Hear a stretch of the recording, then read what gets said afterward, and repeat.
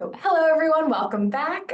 Just a little synopsis at the top of the hour. I am Nora McKenzie, member of the Business Reference and Academic Libraries Committee for BRASS, and also the co-chair of the Symposium subcommittee, alongside my fabulous co-chair, Christy Cunningham, and our excellent subcommittee, which is Angel Truesdale, Brian Garrison-Wynn, and Doris Dewey. As noted before, all of our sessions will be recorded, as you saw, and they'll be sent out to everybody who's registered, so you'll get those after the fact. If you are not presenting, go ahead and mute both your audio and video, which it looks like everybody's already done, just so we can focus on our presenters. So thank you so much for spending time with BRASS today and with all of our fabulous presenters. Now I'd like to turn it over to Christy to kick us off with our next session, which is Presenting a Library AI Workshop to Undergraduate Business Students, Practical Applications, Challenges, and Innovation. Good afternoon. So next we have another presentation about AI, as Nora just told me. And hang on, my phone is ringing. Okay. And the presenters are Chuck Knight and Stephanie Morgan, and I apologize for the phone call there. Take it away, Chuck and Stephanie. Hi, everyone. Let me go ahead and share our slides. All right. All right, so I'll hand it over to Chuck to introduce us. All right. Hello, everyone. So welcome to our presentation about developing and offering a library AI workshop to undergraduate business students, including the practical applications, challenges, and innovations.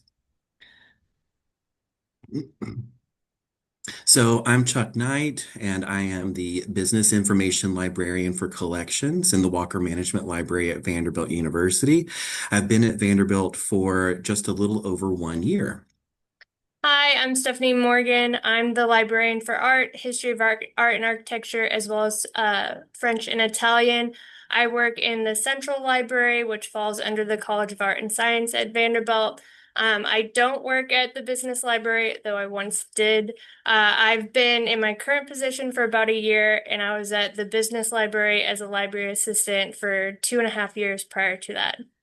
And we also want to give a special thanks to Robbie DePerry. Robbie helped us develop and give this workshop that we're going to be speaking about. So big thanks to Robbie for all her help on that, and a thanks to her just in general, because we'd be lost without her. All right. So today in our presentation, we're going to give more details about the workshop for undergrads, including an introduction to some context about Vanderbilt and about the Owen Graduate School of Management and our involvement with generative AI.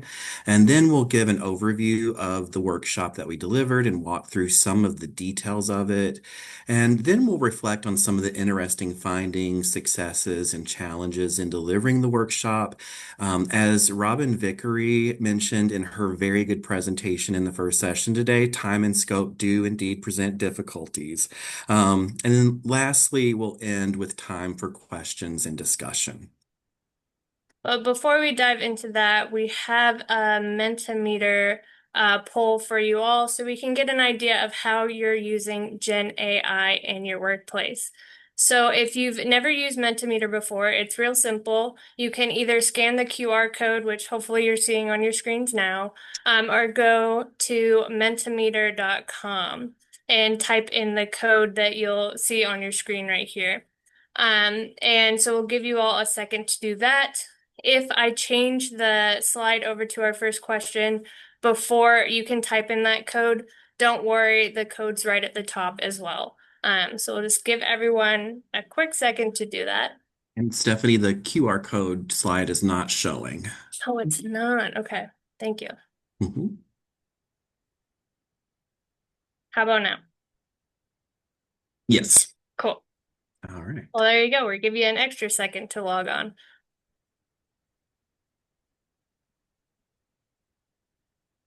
All right. See some people trickling in. And again, you can either log in through the QR code or go to menti.com and type in the code. And the code is always going to be at the top of the slides. So, I'll go ahead and change it to our first question now because it looks like a bunch of people are trickling in. So our first question is choose which applies to you.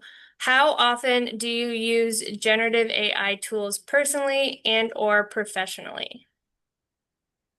All right. Got a lot of occasionally. It's nice.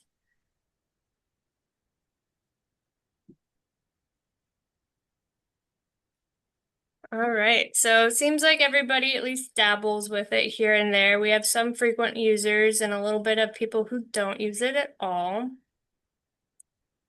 Cool. All right, so we're gonna go ahead and go to our next question, which is gonna be a free text question. So to what extent has your institution embraced generative AI? So you can go ahead and type your responses.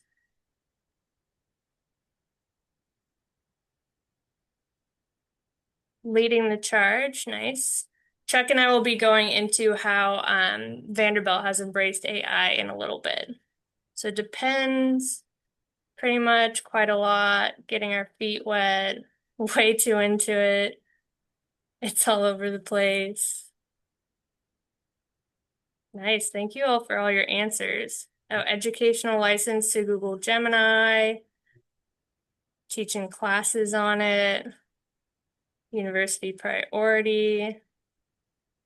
Cool. So yeah, it seems like a lot of universities are embracing it a lot, but depends on I'm sure which department and definitely depends on which professor. That's the case at Vanderbilt as well. Cool. So we'll go to our last question for now. It's another free text one. So what is your experience teaching generative AI information literacy? None, none yet. None. Nice. Well, I'm glad you all have come to this workshop to learn a little bit about our experience. Few workshops. All right. Seems like the majority is not a lot of experience. So hopefully, Chuck and I will be able to lend our experience to you. So perhaps you'll be able to teach one in the near future. One shot. And we'll give everyone a second or two more to answer. And we'll be asking some more Mentimeter questions at the end of our presentation. So feel free to leave the tab up. When we get to that part, Mentimeter will automatically switch over to those questions. But feel free to also close your tab because we'll have that QR code and the code to log on menti.com back on the screen if you need it. All right, so I will take us out of Mentimeter for now and hop back over to our slides. Perfect. And hand it back to you, Chuck. All right, thanks, Stephanie. All right, so we wanted to tell you a little bit about how we got involved with generative AI. So I became aware of generative AI while in graduate school for library science. And in fact, Stephanie and I were fellow students at the University of Tennessee, Knoxville, beginning in 2022. And as you know, OpenAI released ChatGPT in November of 2022.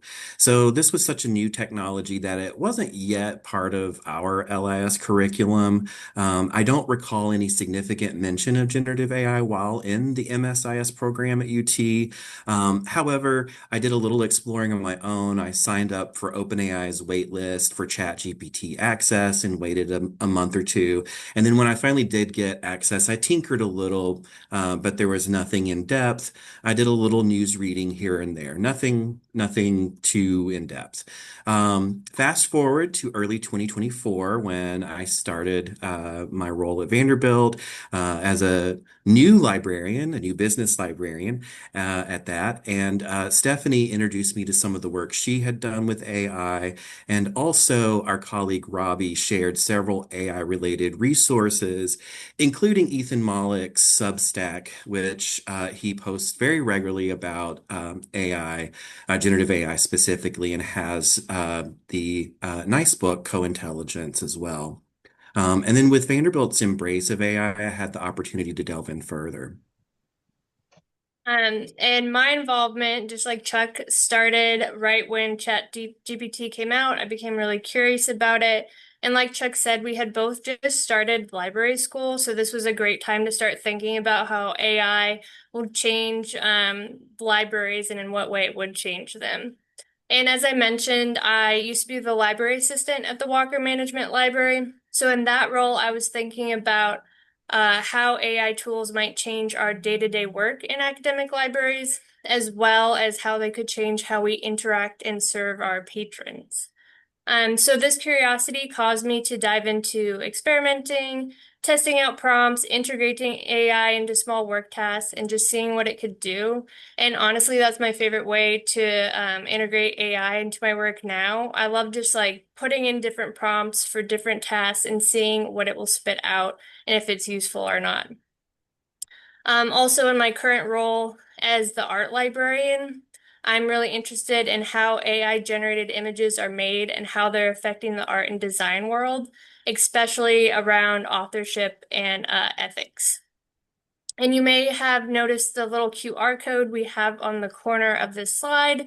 So we wanted to give a shout out to some courses on Coursera developed by Professor Jules White here at Vanderbilt.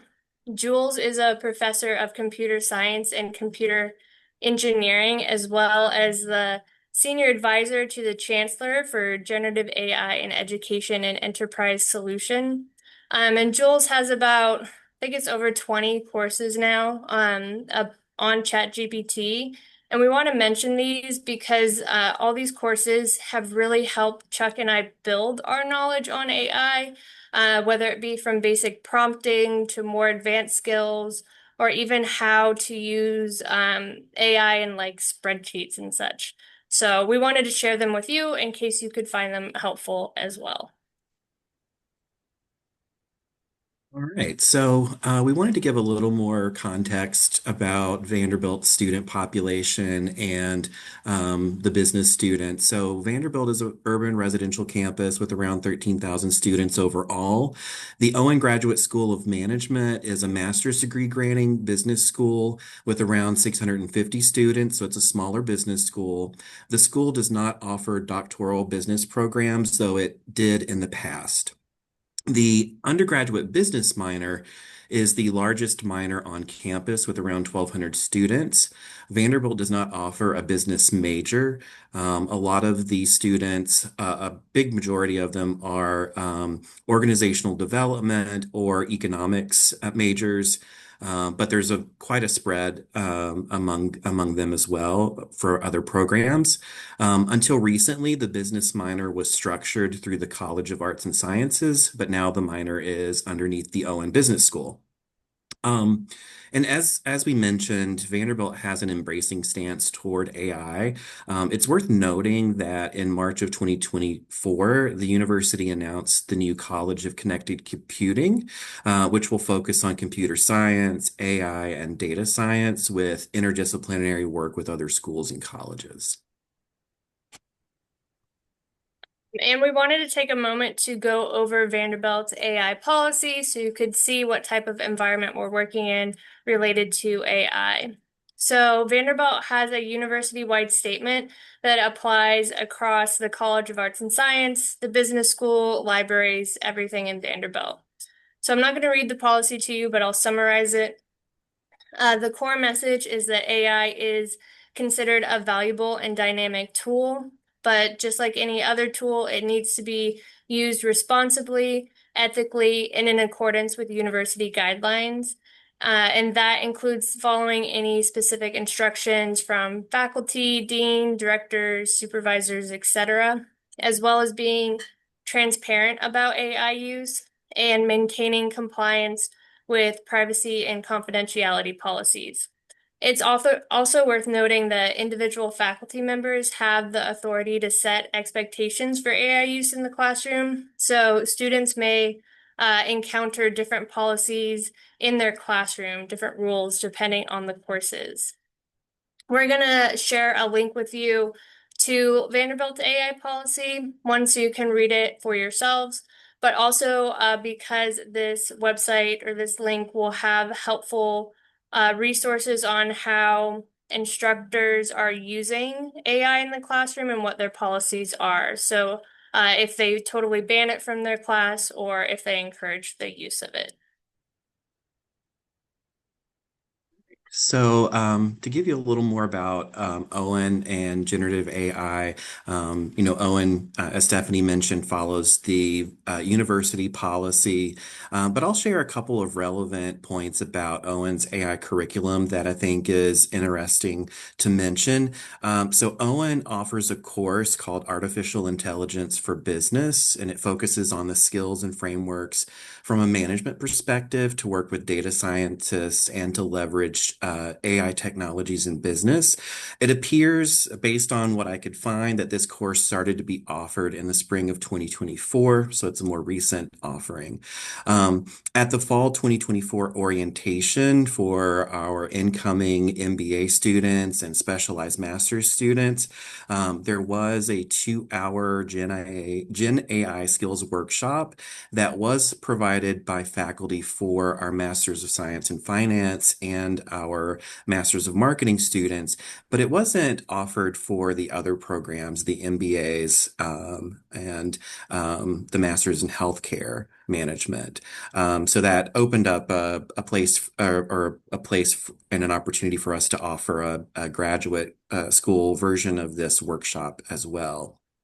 And then I want to speak a little bit about the libraries and how we are using and working with AI here. So generative AI is built into our goals as a library system.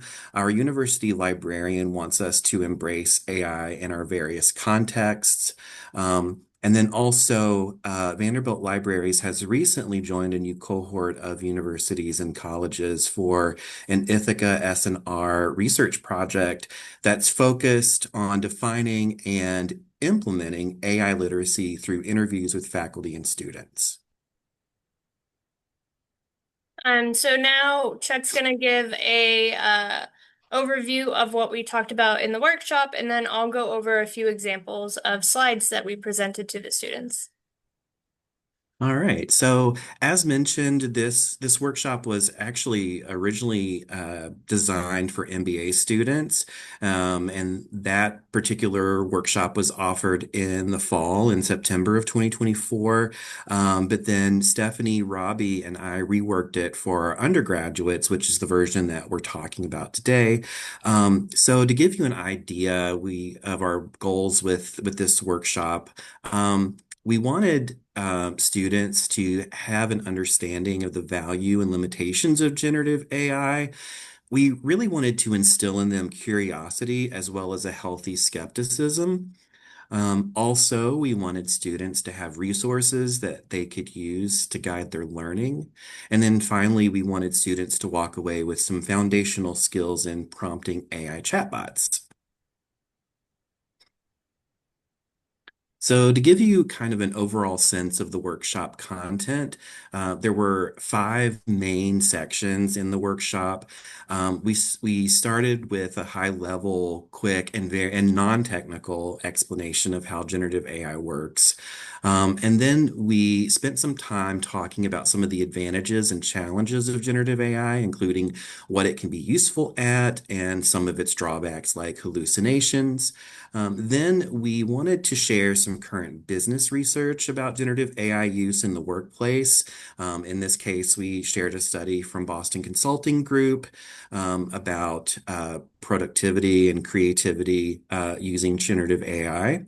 And then we also shared a case, a business use case of generative AI. And in this case, we used Domino's Pizza as our particular use case. And then we switched to sharing some prompting strategies that could be used for interacting with AI chatbots. And then we had planned a demonstration of using ChatGPT's voice interface to simulate a coffee chat with a potential employer at the end. We wanted to, give them something practical that they could take away from the workshop. And now we'd like to share the few sample slides that we gave to the students when we presented. This was one of our first slides, and we used it to explain how generative AI models work at a high level. And we talked about how these models are trained on large data sets and use deep neural networks to recognize patterns in the data. And from there, they generate statistically likely responses based on the prompts that they're given. We talked about how it's all about prediction. The AI isn't understanding you, it's just predicting what comes next. So we use this slide to talk about a foundational sense of what's happening behind the scenes. And then next, we introduced the concept of hallucinations in Gen AI. I'm sure many of you are already familiar with the term hallucinations, but for those who aren't, a hallucination occurs when an AI model fabricates information rather than pulling it from its training data. And basically, it generates something that sounds accurate, but isn't. And as you can see in our session, we gave an example of a hallucinated citation to show how convincing as well as misleading these hallucinations can be. So then next we use this graph to talk about hallucination rates. We love this graph. We use it for all our AI talks. It was last updated actually last month, but this is the version we used in our presentation to the undergrads. We'll be providing a link to where we found this graph, so feel free to look at it for the updated version.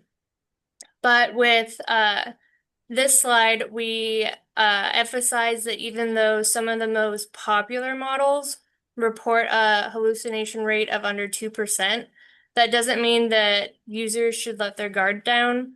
In fact, the lower the hallucination rate, the harder it can be to spot the mistakes that it's making. So we stress these points with the students, saying that this is why it's important to stay vigilant when using AI, especially if you're using it for any research or any data-driven tasks. So then we used an example related to the recent Paris Olympics to talk about 3 key considerations when using Gen AI, so recency, resources, and relevancy. And to give a quick overview of those, recency is talks about how AI tools are trained on data up to a certain point in time, and their data sets may not include the most current information, so it's important to check if the content is up to date or not. Resources talks about how Gen AI can generate text that sounds convincing, but it doesn't always cite its sources, or if it does, like we saw in the last slide, they might not be real or reliable. We also use this as a way to talk about, or as a jumping off point to talk about information bias. And then relevancy is when AI will try to answer your question, but doesn't know what is important to you regarding like the purpose of why you're asking or the audience that you're going to be talking to about this. So it's always important to keep that in mind. And then the last sample slide we'll share with you all is we gave the students a number of prompt pattern examples. This is one of Chuck and I's favorite prompt patterns, so we wanted to share this one. And while we talked about the prompt patterns, we encouraged the students to take out their devices and practice doing the prompts as well. All right, thanks, Stephanie. So, one of the resources that we shared with students in the workshop is a link to our research guide, and we'll also share that in the chat as well for here. But in July of 2024, Robbie and I began working on a research guide, Gen AI for Business. That guide was published in August of 2024, and then we did an update to it in January as we were preparing for this workshop offering. The guide provides resources for learning more about how generative AI works, including some considerations for using generative AI, information on citing AI, links to Vanderbilt policies, and then also we have a tab that has a statement on using generative AI with library resources. As we know, some of our databases and vendors might have some strict licensing language, so we wanted to have students consult us before they start trying to leverage data sources from the library with AI tools. The guide has gotten over 800 views since its publication, so we feel like we've gotten some good traction with it. And then we also provided a handout to students as well. It's two-sided and and provides a couple of helpful pieces of information for students. So side one provides a heuristic framework for evaluating emerging technologies. In this approach here, which I call iVolt, if you want to give it something easy to call it. Users are guided to seek information, look for value and limitations, and then do their own experimentation to add to their own personal, meaningful knowledge about generative AI. And then the second side or the backside of that provides a sampler of prompt patterns. And those were based on the prompt pattern catalog that was written by Jules White, who we mentioned earlier. And then a team of researchers along with him. So these are some of the same prompt patterns that he teaches in the Coursera courses. And this was devised to provide some examples that sound a little more businessy that might be relevant to our particular students. All right, and so now we want to share a few reflections that we have from giving this workshop. So one thing that stood out to us was the difference in how frequently students use generative AI, especially between the MBAs and the undergraduates. So as you can see from this beautiful visual that Chuck has made, when we polled the MBA students in September, most of them reported using Gen AI just 1 or 2 days a week. But when we polled the undergrads in January, nearly all of them said they were using it almost every day. So we found this shift in usage was super surprising because we were unaware that students were integrating AI into their daily work this much. And one thing I do want to note about this data is that this is from a total of 20 responses. So this is in no way an overarching representation of these student types AI usage. It's just a small representation of some Vanderbilt students' usage. All right. So, in doing some reflection, I'm going to cover some of the challenges and things that did not work during our workshop offering. So, one of the challenges was getting this workshop scheduled. So, workshops for our business graduate students is much easier by comparison because the ON MBA students and specialized master students are all on a common lunch break schedule, and we also are in the same building as them. So it makes it convenient to offer co-curricular offerings during that lunch hour and in the same space in which they go to classes. With our undergrads, they do not have a common schedule and they could be scattered all across campus. However, there is a way to find them and meet them where they are. And the business minor does a regular monthly program in the afternoons called Advice with a Slice. The idea being that there's some food and also some content that's shared with them. And our colleague Robbie has provided library instruction to this group during this program. And she has a very solid relationship with the undergraduate business minor folks. So Robbie reached out to the program admins about us potentially offering this, and they loved the idea of doing this workshop. However, getting it scheduled was very difficult. We originally aimed to offer this workshop in October or November of 2024, and then we would find that there was no time to fit into their programming schedule. So we could never get the stars to align for the fall semester. But then when we reconvened in the spring, we still did not have a date, but with Robbie's perseverance and follow-up, we finally did get scheduled with about a 2-week lead time. And we had already prepared a lot of the workshop, but we had held off on some elements of it until we had an actual date because we wanted to incorporate any kind of last minute updates, as AI is a constantly evolving technology. And then in terms of what did not work, so we had prepared a demonstration of ChatGPT, of the voice assistant.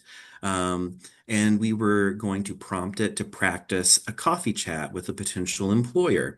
And so, despite having rehearsed it with the AI, having it actually work in our offices, and despite having ChatGPT up and ready to go, the app ultimately failed during the actual presentation, which, sometimes happens.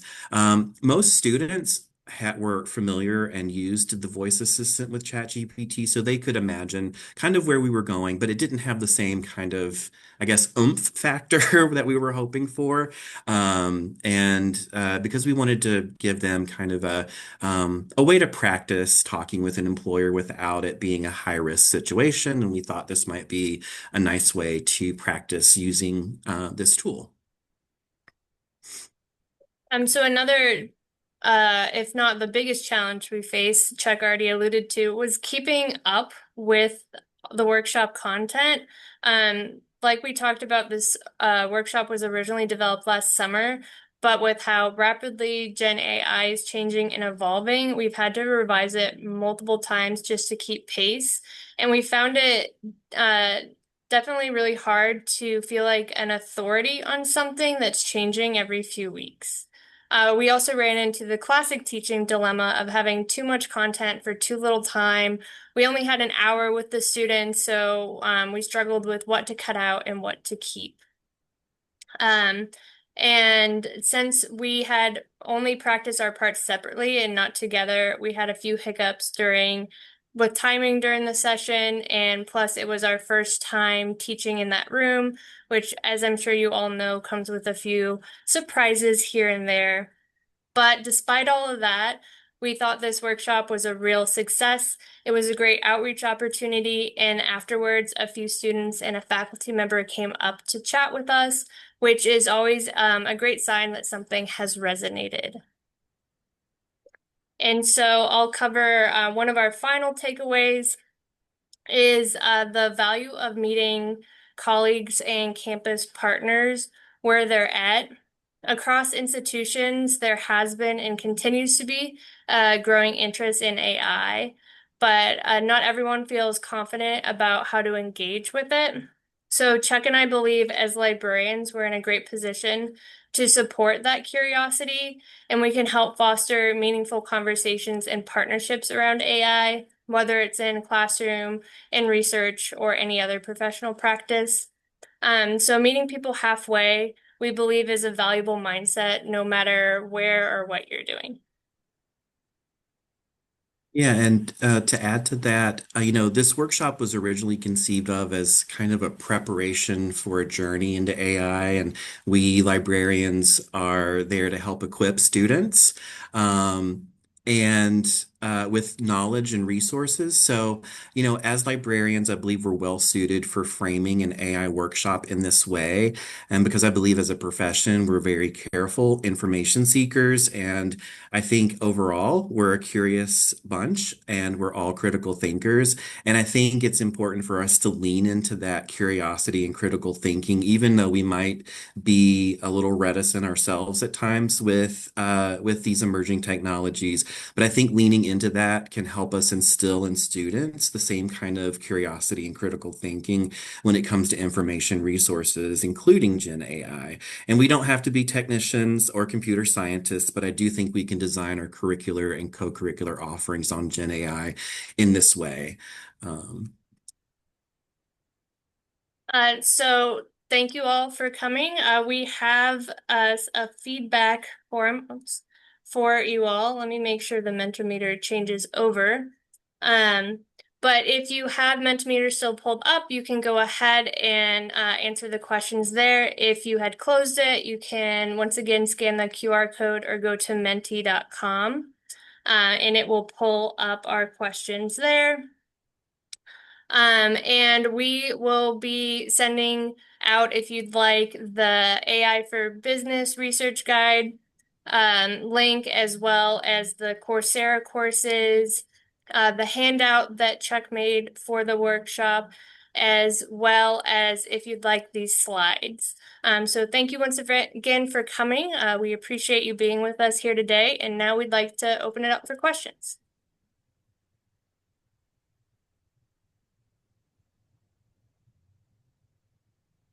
Stephanie and Chuck, that was great. And I did see one question, but I think you answered it by saying that it was a lunchtime presentation that you gave. But hopefully you can, if others have questions, please put them in the chat, or I think you could probably unmute. We have about 5 to 10 minutes. And as we wait for questions, the presentation we gave to undergraduates was via the Advice with the Slice, which was an afternoon session. But previous AI instruction that Chuck and Robbie had done was during that lunch hour. Okay. Actually, that question came back. How did you share your cases? Yeah, so I can tell you a little bit. So there was actually a difference in how we did it from the graduate students to the undergraduates. So with the undergrads, we used information from news stories and some things that we had looked up about the Domino's Pizza use case. They had originally released a news story in a trade journal on restaurants about how they were going to use generative AI to make things more efficient at their stores with scheduling, with ingredient orders, and things like that. And so we verbally shared the information as part of our presentation for the undergrads. For the graduate students, we actually had them divide into teams, and they were assigned a different case. Each team was, and the Domino's Pizza one was there too, but there were some additional ones. And these were just news stories that were pulled from various sources. We had them read those news stories and then discuss their observations about how AI was utilized. So we've tried a couple of different methods with this.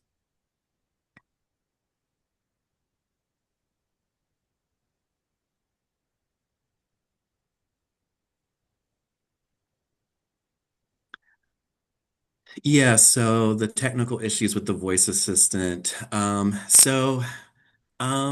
that's a great question.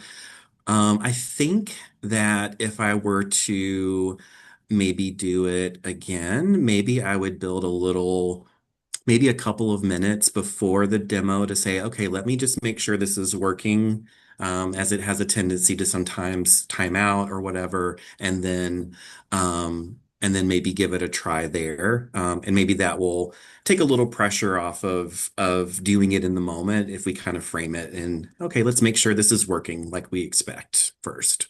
Yeah, like we mentioned, it was our first time teaching in that room, so I'm not sure. I don't know if our Wi-Fi wasn't working that great, but yeah, definitely having some time. beforehand. And then I see there's another question about ethical implications of AI. In our presentation to the undergrads, we didn't get any questions about that from them, but we did mention some of the issues with it, and we also talked to them about how whatever you're putting into the AI, you're feeding it data and information, so you should always be aware of that. And one thing we also didn't mention in our presentation just now is Vanderbilt has its own internal AI that it built. So we encourage students, again, to be careful what they're putting into AI. But if they were going to do anything that they didn't want, like say ChatGPT to have in its data, that they could use the Vanderbilt AI. Yeah, and one thing that I might add in the handout, there is a section on that asks people to consider limitations about it. And so, one of it doesn't get into authors per se, but it does ask, how does the technology negatively affect life and work? What does the existing evidence show, and who or what will be harmed? So, kind of implicit in that last question, you could get to the author part, but it doesn't address it specifically.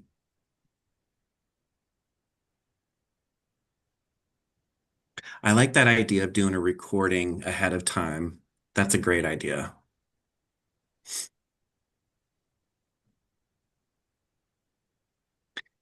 Yeah, so that particular version of ChatGPT on the hallucination slide, that was GPT-4. And it had actually just, I think, can't come out at the time. And then I was using an API connection to it. So I didn't actually use the chat interface. Just to give you a little more context. Mhm. And I've been playing around with ChatGPT to see if it's still as bad with creating hallucinations for citations. And it's a little more careful now. Like when it first came out, it would just completely hallucinate things that looked really accurate but weren't. And as a librarian, that was so frustrating that we couldn't find those journals because it was just a couple words off. And it's gotten better. It'll link you to things if it can now, but that has created a new issue of it gives you false links.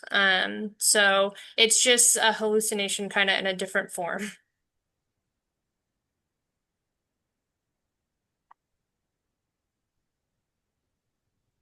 Oh, it wants an email for the last question. You can create an email if you'd like, or put your actual email if it will let you. We didn't test that feature out. Thank you for attempting to fill out the feedback form, though.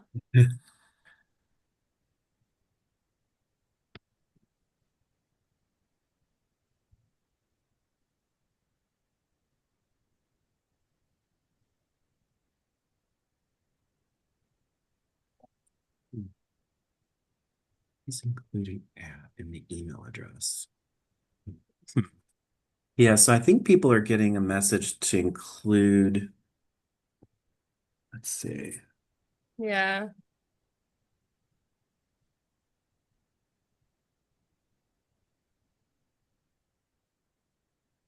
Oh, well, if it lets you skip it, I would, or like type in some nonsense and submit it anyways. If not, thank you again for trying to fill it out. Um, Interesting. Yeah, it's that last question. It requires an email address for some reason in Okay. order to submit. Yeah. Let me see if I can delete that question real quick. All right. I hope that worked for everybody. I deleted the last question. Yay! All right. Technology is great when it works. Yeah. Yes. Well, yeah. Thank you everyone for filling it out, and glad the tech issue was at the end. Are Yes. there any other questions? Chuck and Stephanie, that was excellent, and sounds like you had a really good workshop for your students. Yeah, thank you. Yeah, thank you so much.